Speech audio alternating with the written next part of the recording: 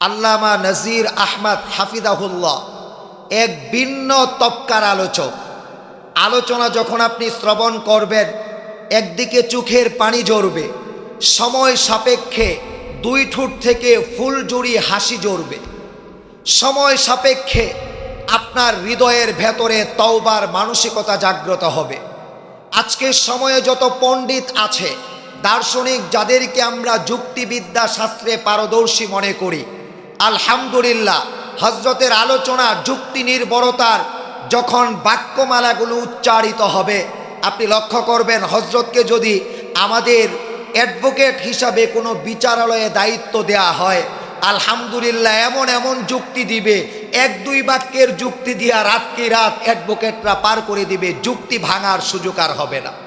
আমাদের বাংলাদেশের আলেমদের অন্যতম রাহবার, ওনার ওয়াজের বয়স যতটুকু, আমার পরিপূর্ণ জন্ম থেকে আজকে ওয়াজে বসা পর্যন্ত এতটুকু বয়স হয় নাই। ওনার মাথা যেখানে আমার পা, ওনার পা যেখানে আমার মাথা, সেখানে পৌঁছাইতে আরও যোগ যোগ সময় লাগবে। এমন একজন ব্যক্তিত্ব আমাদের অজপাড়া এ গ্রামের মধ্যে এসেছেন, যাদের কর্ণকোহরে রব্বে কারীম মাইকে আওয়াজ পৌঁছে দিচ্ছেন। আপনাদের দুটি পায়ে ধরে অনুরোধ করব, দোকানপাটে না থেকে, ঘর বাড়িতে অবস্থান না করে, আজকের এ সময়টুকু একজন বরেণ্য আলেমে দ্বীনের সম্মানার্থে আপনারা সকলে সামিয়ানার নিচে বসে পড়ুন।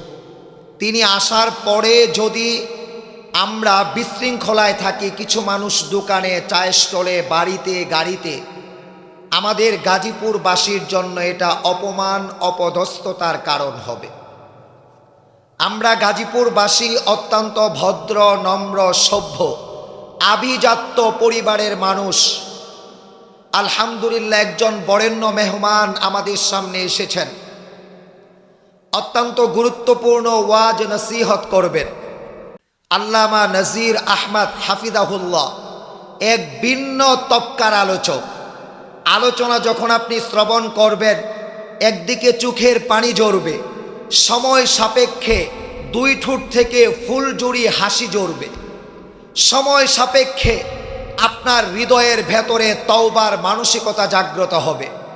আজকের সময়ে যত পণ্ডিত আছে, দার্শনিক যাদেরকে আমরা যুক্তিবিদ্যা শাস্ত্রে পারদর্শী মনে করি, আলহামদুলিল্লাহ হজরতের আলোচনা যুক্তি নির্ভরতার যখন বাক্যমালাগুলো উচ্চারিত হবে, আপনি লক্ষ্য করবেন হজরতকে যদি আমাদের অ্যাডভোকেট হিসাবে কোনো বিচারালয়ে দায়িত্ব দেয়া হয়, আলহামদুলিল্লাহ এমন এমন যুক্তি দিবে, এক দুই বাক্যের যুক্তি দিয়া রাতকে রাত অ্যাডভোকেটরা পার করে দিবে, যুক্তি ভাঙার সুযোগ আর হবে না।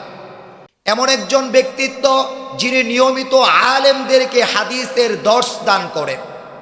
যারা দাওরে হাদিস পড়ে, মাস্টার্স সমমান ক্লাসে পড়ে, এমন আলেমদেরকে দিনের বেলা দর্শ দেন। রাতের বেলা যারা এই মাদ্রাসাগুলো যাদের সাহায্য সহযোগিতায় পরিচালিত হয়, আপামর মুসলিম জনসাধারণের জন্য তারাও যেন কিছু তাদের ভাষায় কোরআন হাদিস অন্দর মহলে যা শিখানো হয়, এটা যেন উপেন মহলে প্রকাশ করা যায়। সেই যৌবন থেকে এ পর্যন্ত হযরত বুজুর্গ উলামায়ে কেরামের দুয়ার বদৌলতে আল্লাহ রাব্বুল আলামিন তার জবানে হকের আওয়াজকে চালু রেখেছেন। আমরা দোয়া করি হজরতের জন্য, আল্লাহ রাব্বুল আলামিন হজরতকে সুস্থ দীর্ঘ হায়াত দারাজ করুন। জোরে পড়ুন আল্লাহুম্মা আমিন।